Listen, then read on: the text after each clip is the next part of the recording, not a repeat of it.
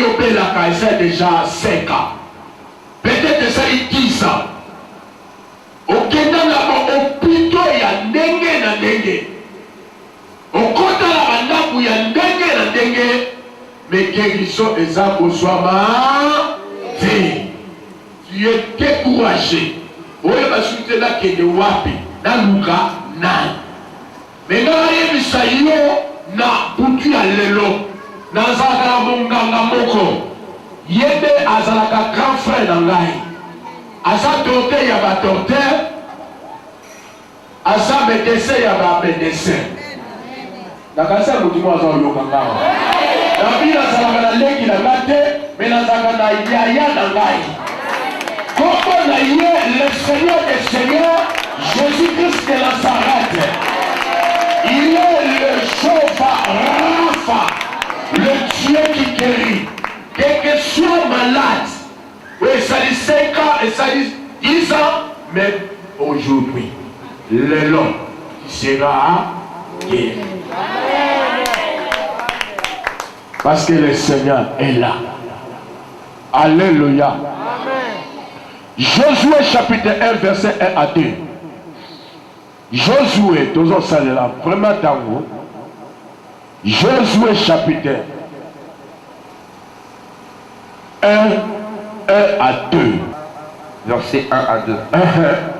Après la mort de Moïse, serviteur de l'Éternel, l'Éternel dit à Josué, fils de Nun, serviteur de Moïse. Verset 2. Moïse, mon serviteur, est mort. Maintenant, lève-toi, passe ce Jourdain, toi et tout ce peuple, pour entrer dans le pays que je donne aux enfants d'Israël. Verset 6. Verset 6e. Fortifie-toi et prends courage, car c'est toi qui mettras ce peuple en possession du pays que je gérerai à leur père de leur donner. Merci papa. Bien, mais avant la compte à Nainaloba, total qui livre il y a Genèse. Alléluia. L'homme il a dit chaque portion de la Bible. Chaque écriture de la Bible, il y a une révélation. Alléluia. Il y a un Genèse est un livre il y a commencement. Alléluia. Naina loba na frère moko, maman moko, papa moko, sœur moko na esikoyo. Lelo ezali nouveau commencement pour na yo. Lelo ezali nouveau départ pour na makambo nyonso ya vie na yo. La vie Genèse ezali livre ya commencement de toutes choses. Alléluia.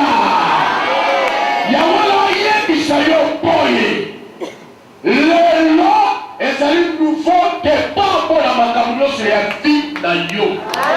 Ezali nouveau commencement ya makambo nyonso ya vie na yo. Après la mort de Moïse, Zambaloba na Josué. Après la mort de Moïse, qui est mon serviteur, maintenant, lève-toi. Alléluia. Ça m'a lobby ma caméra. Il y a un tour ça. Il y a la terre promise. La verset 6 à lobby. Fortifie-toi, prends courage. Là-bas qui, au contraire, il y a mort.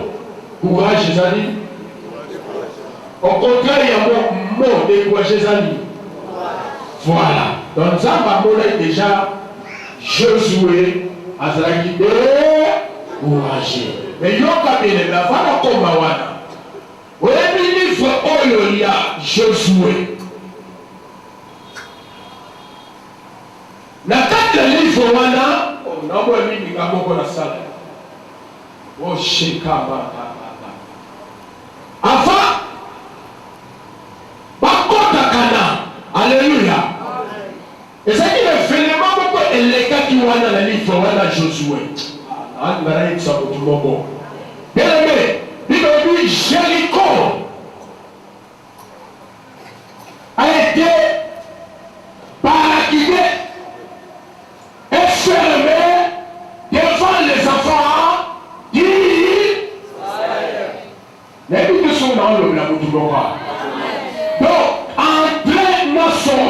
ezalaki te pour le peuple Israël. Mais il y a un sœur moko, frère moko, peut-être la fille na yo entrer des ajoutés pour sortir exactement pour la yo. Il y a un malheur chocolat. Le corps ça n'a là-bas qui signifie quel produit sur moko pour la yo. Oh il moko la destination moko boye. Alors il y a les poissons, Zabali Asala. Il faut appuyer ça. Mais il y a Jéricho. Le lobby à Jéricho, il faut croire. La vie est croire. Si tu crois, tu verras la gloire de Dieu. Ah, merci pour la meaning. Afin que le peuple Israël va contre la Cana et c'est l'élément légal de Jéricho. Mais puis le Jéricho, c'est qui déjà barricadé et fermé devant ta colonne. Alléluia. Mais Christ et Jésus, plus loin ça qu'on le va mourir. Mes brebis me connaissent. Alléluia.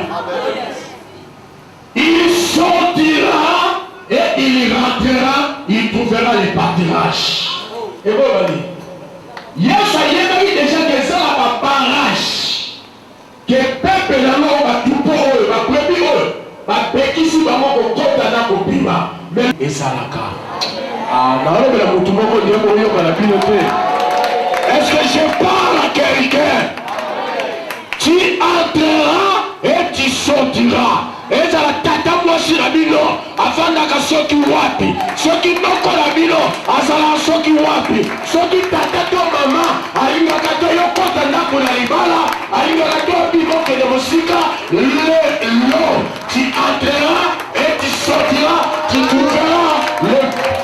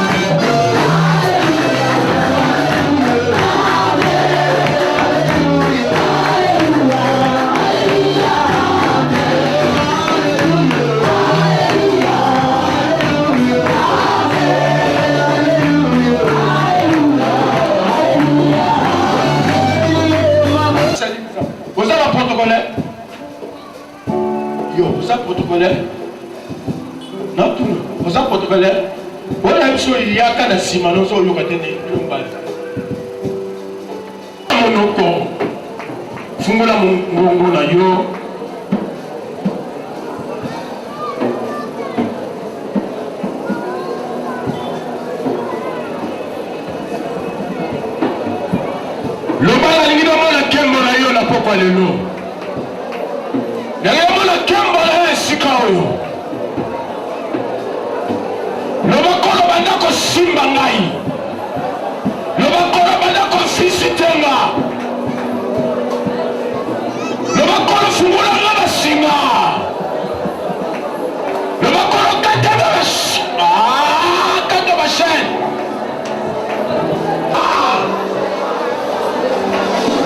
Nabiye katala. Kembola sabe kitiawa. Osimba la yebie.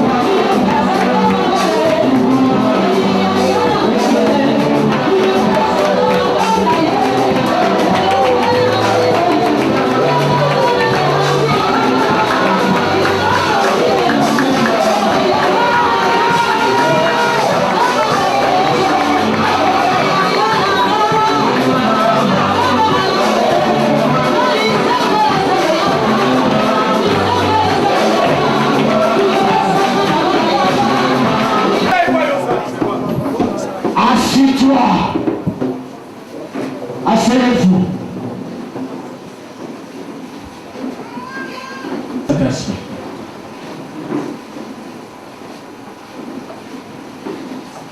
Alléluia. Acclamez le Seigneur.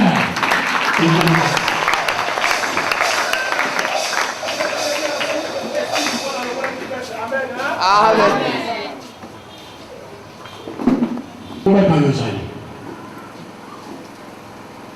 Alléluia. Est-ce que c'est mes amis?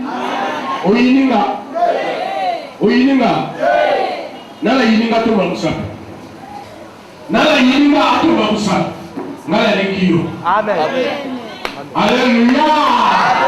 On acclame Jésus.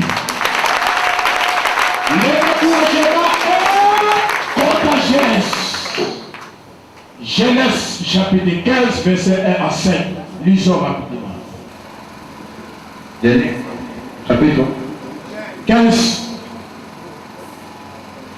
1 à 5. Atangi na kombo na Yesu. Amen. Après ces événements, La parole de l'Éternel fut adressée à Abraham dans une vision. Et il dit, Abraham, ne crains point, je suis ton bouclier et ta récompense sera très grande. Verset 2. Abraham répondit, Seigneur éternel, que me donneras-tu? Que me donneras-tu? Je m'en vais sans enfant. Et l'héritier de ma maison, c'est Eliezer de Damas. Verset 3. Et Abraham dit, voici, tu ne m'as pas donné de postérité, et celui qui est né dans ma maison sera mon héritier. Verset 4. Alors la parole de l'Éternel lui fit adresser ainsi, ce n'est pas lui qui sera ton héritier, mais c'est celui qui sortira de tes entrailles qui sera ton héritier. Le verset 5. Et après l'avoir conduit dehors, il dit, regarde vers le ciel et compte les étoiles, si tu peux les compter. Et il lui dit, telle sera ta postérité. Verset 6. Amen. Amen.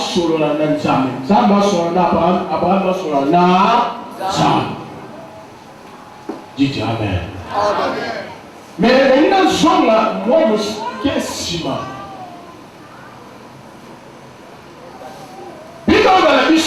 dans chapitre 12 déjà, Zambe avait dit à Abraham, quitte le pays, quitte la maison de ton père, quitte ton patrie. Alléluia. Amen. Quitte. Alléluia. Mais ça est payé à partir awa. Bakama parce que baza toujours nanda kuna babo. La bite que le corps ça va nanda kuna bide za mabete. Na ba ikamusu. Alléluia. Dans nanda kuna bide wala lokola na lo sa kikete. Osa bloqué. Alléluia. Est-ce que vous voyez comme ça? Espérez. Tant que ça vous demeurez dans la maison de son.